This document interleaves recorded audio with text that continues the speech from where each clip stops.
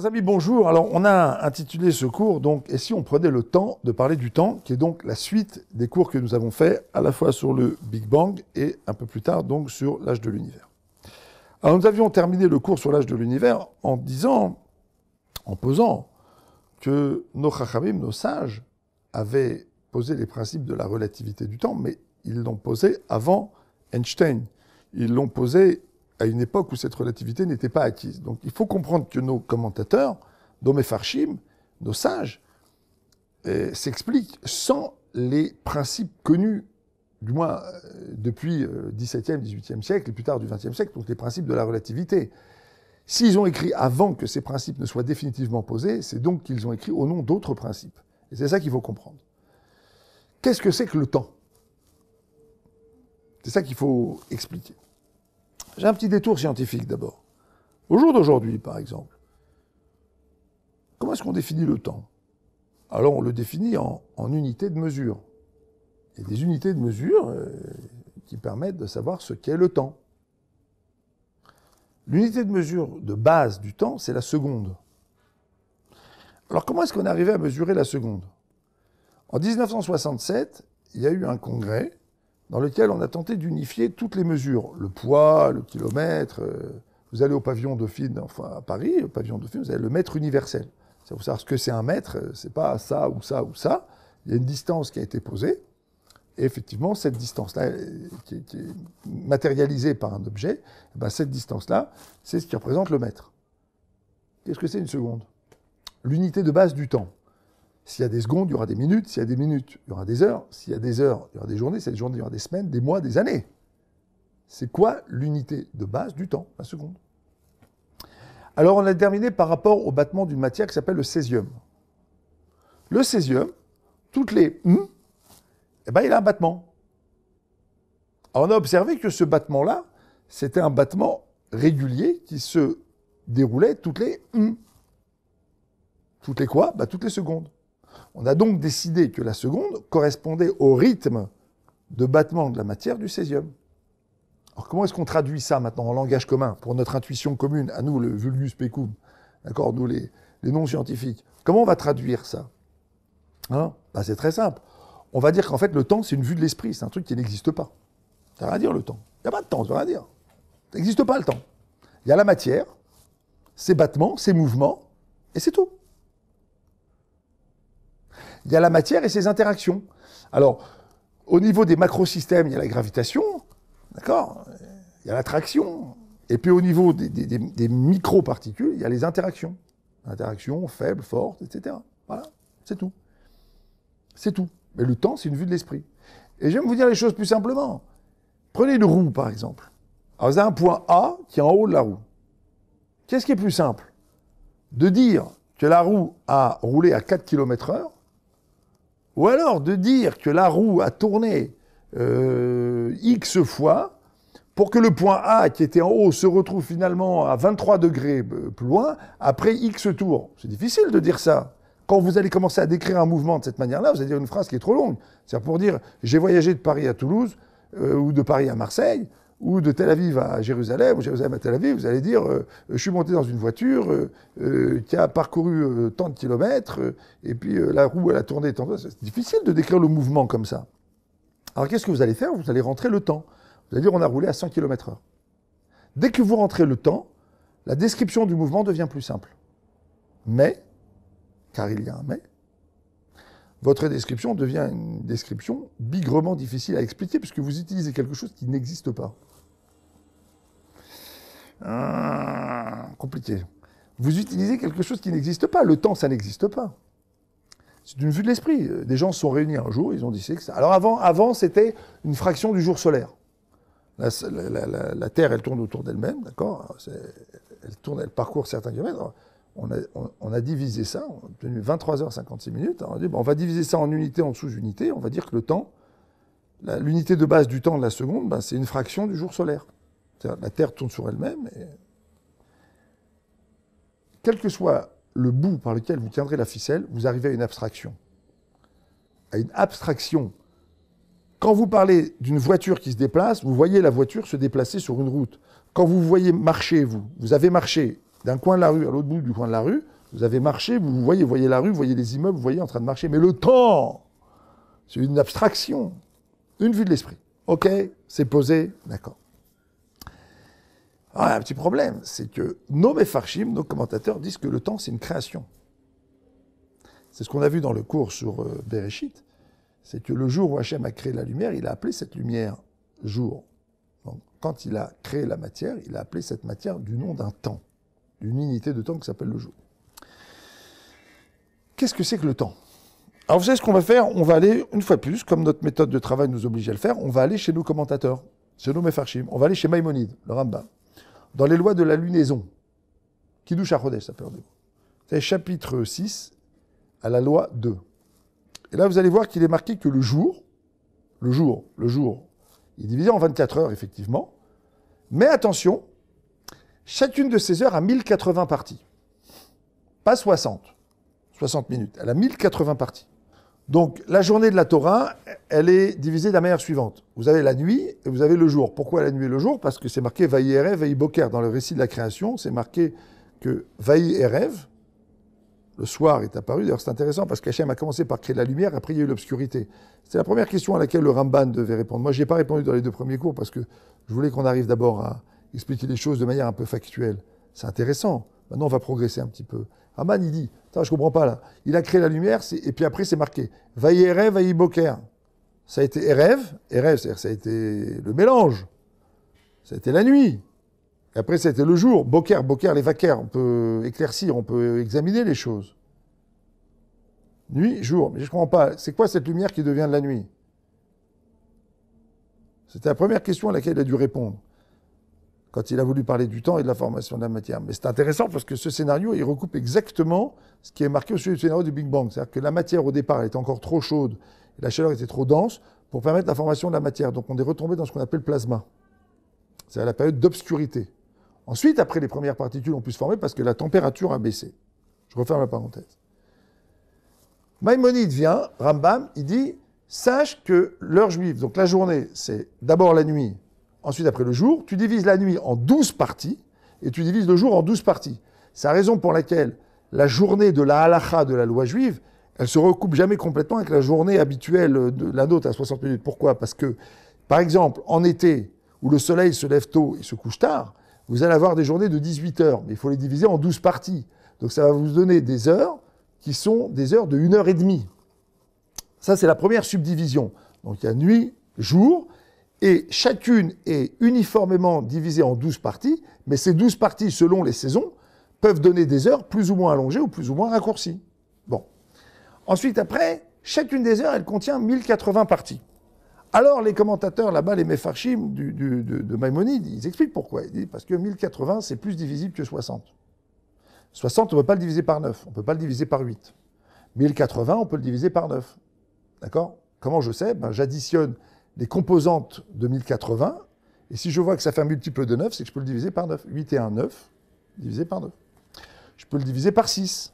Je ne peux pas le diviser par 7, c'est vrai, mais je peux le diviser. Alors pourquoi c'est intéressant de pouvoir diviser? Parce que plus on peut diviser, et plus quand on veut créer des unités, des sous-unités, des sous-unités, c'est bien d'avoir, si vous voulez, des chiffres qui soient plus divisibles. Bon. Donc, la journée juive, l'heure juive, elle est divisée en 1080 parties. Est-ce que la raison pour laquelle cette heure est divisée en 1080 parties, ça tient seulement aux mathématiques? Eh bien, pas du tout. Ça tient à une autre raison. Cette raison, elle est indiquée dans le Nefesh HaChaim, Rabbi Chaim de Volojine, qui est un élève du Gaon de Vilna, qui l'indique au nom de la Kabbalah. Alors, ce que je vais vous dire là maintenant, ce n'est pas de la Kabbalah kabbalistique, c'est des choses qui sont parfaitement abordables pour nous, et donc des choses dont nous avons le droit de parler. Pourquoi 1080 fois? Eh bien parce que le nom d'Hachem, Yud-Ke Vav-Ke, celui par lequel on récite des bénédictions, Baruch Ata Hashem Elokeinu Melech HaOlam, le nom d'Hachem Yud-Ke Vav-Ke, Baruch Ata Amonai, Yud-Ke Vav-Ke, il s'écrit de 1080 manières. On va expliquer.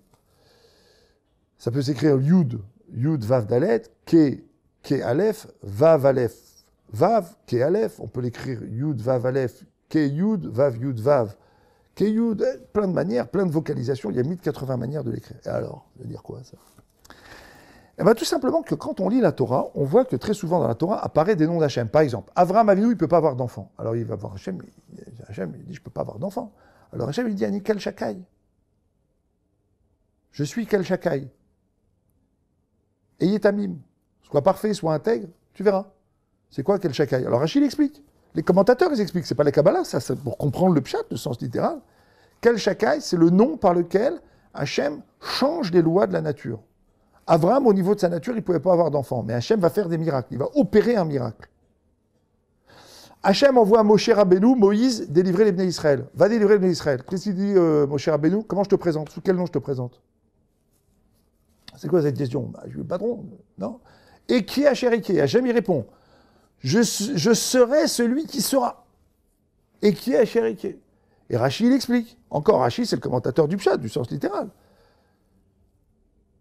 Je serai avec eux dans tous les exils. Alors Moshe, il dit, attends, on vient de les délivrer, tu vas déjà leur annoncer d'autres exils. Il dit, non, dis-leur que moi, je serai tout le temps avec eux. Là, maintenant, je ne peux pas leur dire que je suis avec eux parce qu'ils sont dans le malheur, ils ne vont pas le comprendre. Dis-leur que moi, je serai tout le temps avec eux. Bon, bref, ça veut dire quoi, ça? Ça veut dire qu'un nom de Dieu, c'est un mode d'intervention de Dieu. À chaque fois qu'il y a un nom de Dieu qui apparaît dans la Torah, en vérité, c'est un mode d'intervention de Dieu qui apparaît dans la Torah. Ani Kel Shakai. Hachem, il dit ce nom. Il dit, c'est-à-dire que j'ai un mode d'intervention par lequel j'interviens sur la matière et je change ce qui a été initialisé. Je réinitialise, ce qu'on appelle un miracle. Et qui a Shériké? J'interviendrai plus tard, donc pour sortir les Bnei Israël de leurs exils. Elohim. Elohim, Bereshit bara Elohim. Dans le commencement, Dieu qui n'a pas de début, qui n'a pas de fin, il a un nom qui s'appelle Elohim par lequel il intervient sur la matière. C'est quoi Elohim? Valeur numérique, Ateva, la nature. Si Spinoza avait entendu ça correctement, on en était refait pour 200 ans de philosophie débile. À chaque fois qu'il y a un nom d'intervention, un nom de Dieu dans la Torah, on parle d'un mode d'intervention de Dieu. Pourquoi est-ce que l'heure juive est divisée en 1080 parties? Parce que le nom Yud-Keh-Vav-Keh s'écrit de 1080 manières. C'est quoi le nom de Dieu Yud-Keh-Vav-Keh? Ben, c'est le nom de la miséricorde absolue de Dieu. Dieu, il permet à sa création d'exister. Dieu, il donne le droit à sa création d'exister. Dieu, il fait exister sa création. 1080 fois dans l'heure, il intervient et il consent un droit d'existence à sa création. Un droit consenti d'existence. Un DCE. Un droit consenti d'existence. Voilà. 1080 fois dans l'heure, Dieu, il donne la possibilité à sa création d'exister.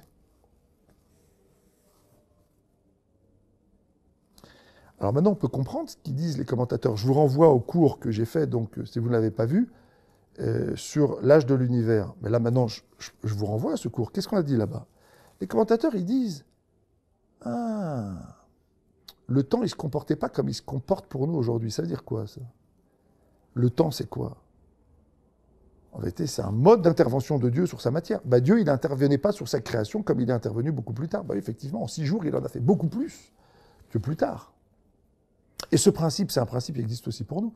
Chacun d'entre nous, au départ, il n'est qu'une vapeur amoureuse. Un jour, il est devenu une petite cellule dans le ventre de sa maman. Et puis ensuite, après, tbarkla, comme on dit en yiddish, il est devenu un beau bébé de 4 kilos. Et après, quand il est né, en 21 ans, il est passé de 4 kilos à 75 kilos. Et après, c'est stabilisé. Enfin, pour certains. La folie alimentaire des hommes fait que... Et après, on connaît une élasticité extraordinaire. Bon, enfin, disons que c'est quand même extraordinaire. Au départ, c'est une vapeur, c'est de l'information. C'est intéressant.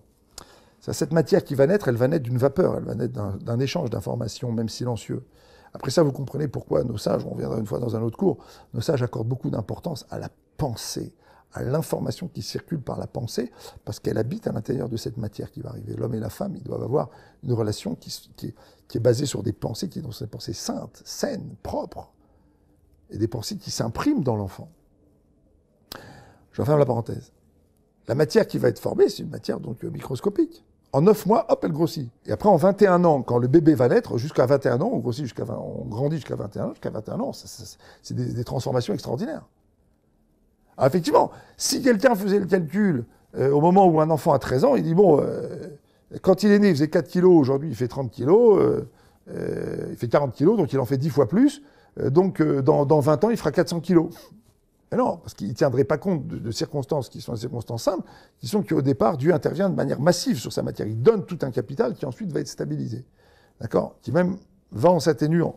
Alors c'est la même chose. Qu'est-ce qui est marqué dans les 6 jours de la création? On peut expliquer ça, vous voyez, en partant d'un principe qui est un principe scientifique, à savoir qu'en fait, le temps, ça n'est rien d'autre que la description des mouvements qui animent la matière. Mais qui permet ces mouvements-là? Alors l'illusionniste évolutionniste va dire c'est le hasard, le micré. Bon, Einstein, il se moquait de ça. Le hasard, c'est Dieu qui se promène incognito. C'est le micré, Rak Me Hachem. Micré, le hasard, Rak Me Hachem. C'est qu'Hachem, il est là, il est présent dans la matière. C'est lui qui l'a fait bouger. Si on rentrait Hachem dans les équations, on obtiendrait une photo de la réalité qui serait beaucoup plus claire. D'accord? Donc effectivement, cette matière-là, effectivement, elle a connu, au moment où elle a été créée, des transformations extraordinaires, parce que l'intervention d'Hachem était différente. Et je vais même vous l'illustrer de manière encore plus claire. Dans l'introduction de son commentaire, Nachmanide explique qu'on connaît 2 Torahs. Il y a la première Torah, c'est Bereshit bara Elokim et Hashem et Haaretz. C'est les premiers versets tels qu'on les connaît dans le commencement, Dieu a créé le ciel et la terre. Tout ça est expliqué de manière claire et nette. C'est le linéaire, si je puis dire. Le linéaire, il n'est pas linéaire, parce qu'il y a beaucoup de commentateurs, beaucoup de strates dans ce texte. Mais ça, c'est la Torah qu'on connaît au niveau, on va dire, de sa description factuelle, spirituelle. Mais il y a une autre Torah, c'est celle des Shemot. Et il dit, Ramban, dans l'introduction, il dit il faut recomposer. Il ne faut pas dire Bereshit bara Elokim. Il faut dire bara, shit, tac, tac, tac. Il faut recomposer tous les mots. Il dit, cette Torah, c'est la Torah des noms de Dieu. C'est Nachmanide qui écrit ça, dans l'introduction de son commentaire. C'est pas de la Kabbalah kabbalistique. L'introduction des commentateurs, il faut la lire. Quand les commentateurs, dans leur introduction, ils décrivent un phénomène, ou ils décrivent comment ils expliquent la manière dont ils vont expliquer les psukim et les versets, il faut lire. Il dit, il faut savoir que dans la Torah, il y a une partie qui s'appelle la Torah des noms divins.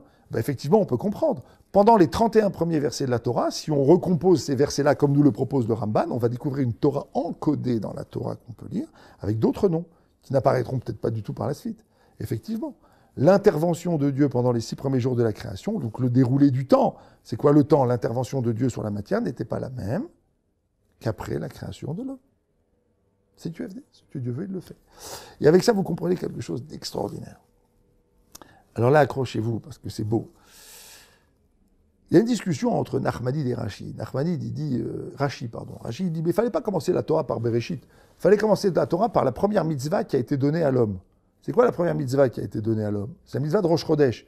Dans Parashat Bo, dans la section hebdomadaire de Bo, qui se trouve dans l'Exode, dans Shemot, la première mitzvah qui est donnée au peuple juif lorsqu'il sort d'Égypte, c'est la mitzvah de Rosh Chodesh. Alors Dieu dit, bon, regardez, vous voyez comment ça marche. Le Sanhédrin, les grands sages d'Israël, se réuniront au temple. Ils recevront le témoignage de gens qui viendront leur dire, nous avons vu réapparaître le croissant lunaire dans le ciel.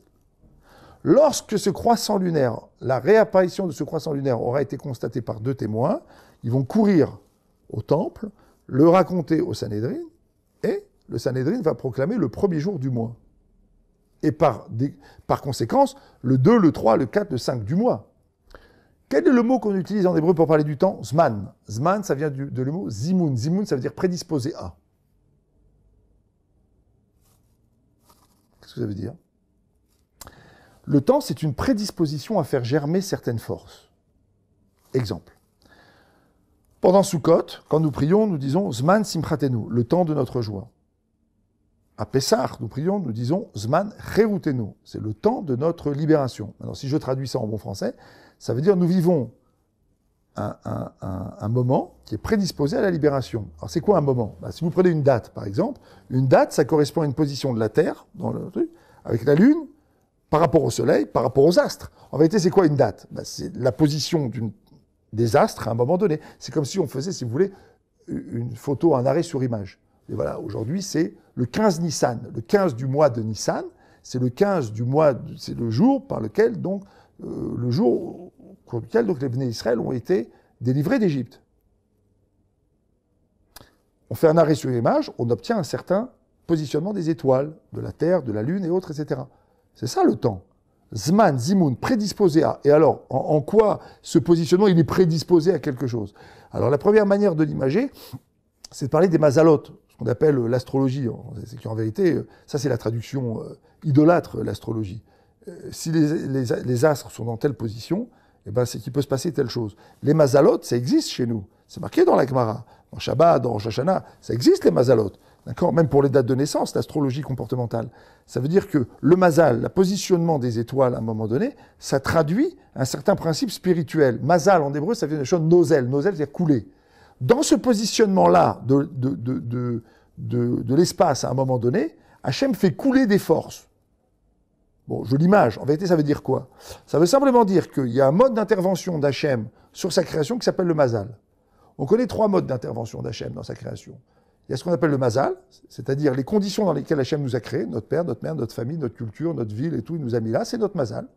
C'est le lieu de notre épreuve dans la vie, le lieu à partir duquel vont se forger une série d'épreuves dans la vie. C'est le cadre initial dans lequel nous sommes nés, le Mazal. Quand quelqu'un est né, on lui dit Mazel Tov, que le contexte dans lequel on t'a mis soit Tov, que tu saches en tirer du Tov. D'accord? Ensuite, il y a ce qu'on appelle Anagat Abishpat, c'est la rétribution ou le châtiment. Et puis, il y a Anagat Ayichud, c'est une autre forme d'intervention. Laissons ça de côté. Donc, c'est quoi une date? Ça correspondrait à un Mazal. Mais le Mazal, en vérité, ça correspond à un mode d'intervention de Dieu.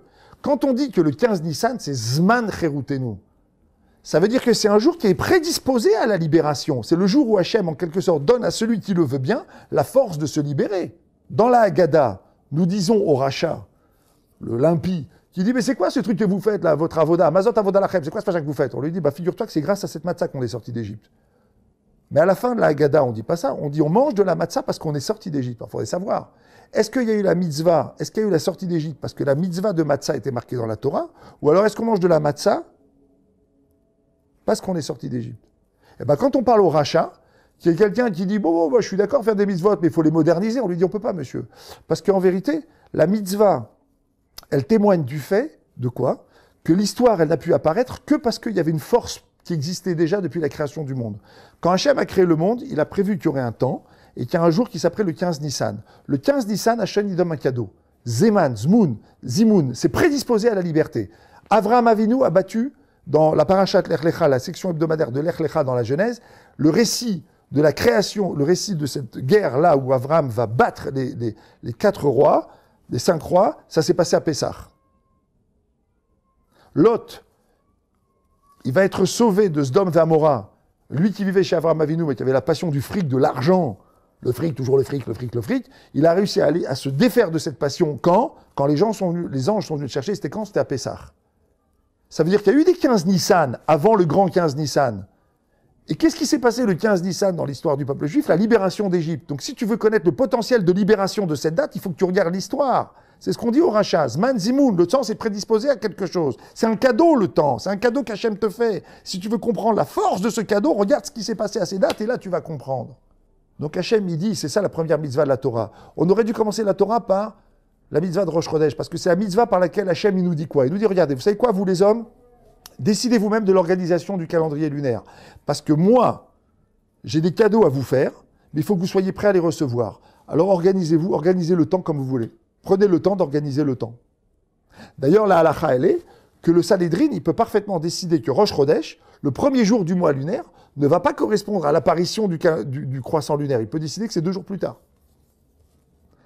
Il n'y a pas forcément d'adéquation entre le temps physique, le temps cosmologique, et le temps spirituel. Parce que le temps spirituel, il pèse sur le temps cosmologique. Là, on va aller trop loin. C'est difficile sur Internet d'expliquer ça. Pour ça, il faut venir au Beth Midrash parce qu'il faut s'asseoir. C'est trop beau, c'est trop grand. Ça se fait dans les textes. Rendez-vous chez le rabbin le plus proche. Vous en reparlerez plus profondément. Mais vous devez le savoir. La première mitzvah de la Torah, c'est la mitzvah de Rosh Chodesh parce que c'est la mitzvah dans laquelle l'homme il devient associé d'Hachem dans la manière dont Hachem intervient dans sa création. C'est un cadeau, le temps. À chaque seconde, en fait, Hachem, il nous permet d'exister. Mais si moi, je suis en train de rôter devant ma télé, en train de boire une bière, de bouffer des chips et de regarder des cochonneries, le cadeau qu'Hachem me fait avec ses milliers d'anges et ses milliers de forges, je passe à côté. C'est ce qu'on appelle brûler le temps, tuer le temps, passer à côté du temps. Mais si je m'appelle Baba Salé et que je comprends la valeur de ça, du coup, chaque seconde, elle prend sa valeur. C'est pour ça que c'est marqué que Avraham Avinu, Baba Yamim, il est venu avec des Yamim, il est venu avec ses jours, parce qu'il avait fait quelque chose de ses jours. C'est pour ça que la première mitzvah qui est liée à la sortie d'Égypte, c'est la mitzvah de matzah. Il ne faut pas que ça soit chametz. C'est quoi le chametz? C'est de la matière qu'on a laissé gonfler. C'est-à-dire qu'on a laissé le temps faire ce qu'il veut avec cette matière.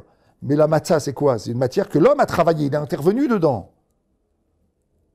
Alors Rachid dit, il fallait commencer par tout ça, la Torah. C'est pour ça qu'on a reçu la Torah. Ramban dit non, Nachman dit mais non, il fallait commencer par Bereshit. Parce que Bereshit, c'est la Emouna. C'est la foi, c'est l'explication de la manière dont le monde est apparu. Donc de la raison pour laquelle le monde est apparu, une raison plus intrinsèque, une raison plus principielle. Donc il y a une discussion entre les deux. Est-ce qu'il faut commencer par les mitzvot ou il faut commencer par la Emouna? discussion extraordinaire. Les deux ont raison, bien sûr. D'accord? On se situe au milieu de tout ça. Mais là, on peut comprendre une chose fondamentale. C'est finalement, qu'est-ce que c'est le temps? C'est l'intervention d'Hachem sur sa matière. Mais on est associés, nous, à ça. Sur la manière dont on interagit, effectivement, on fabrique de la matière.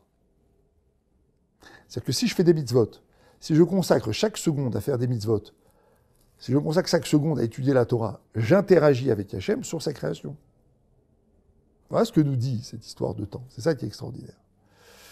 Et donc là, vous voyez que, en partant, je fais un petit résumé, du point de vue scientifique, c'est-à-dire les scientifiques ont analysé le césium, et puis ils ont dit, bon, ils ont créé une vue de l'esprit qui s'appelle le temps. Mais pour nous, le temps, c'est une création. On est arrivé ici à un principe absolument extraordinaire. Comme toujours chez nos chachamim. On part toujours du factuel, mais on arrive à des choses qui sont précisément de l'ordre de l'infini. Alors, ce qui est intéressant dans cette idée-là, et c'est ça qu'il nous faut retenir, comment est-ce qu'on appelle une seconde en hébreu? Shnia. Shnia, ça veut dire la shoné, c'est-à-dire différent. C'est quoi une shana? C'est bien la shoné aussi, c'est quelque chose qui est différent. On dit à quelqu'un shana tova, une année différente, qui soit bonne.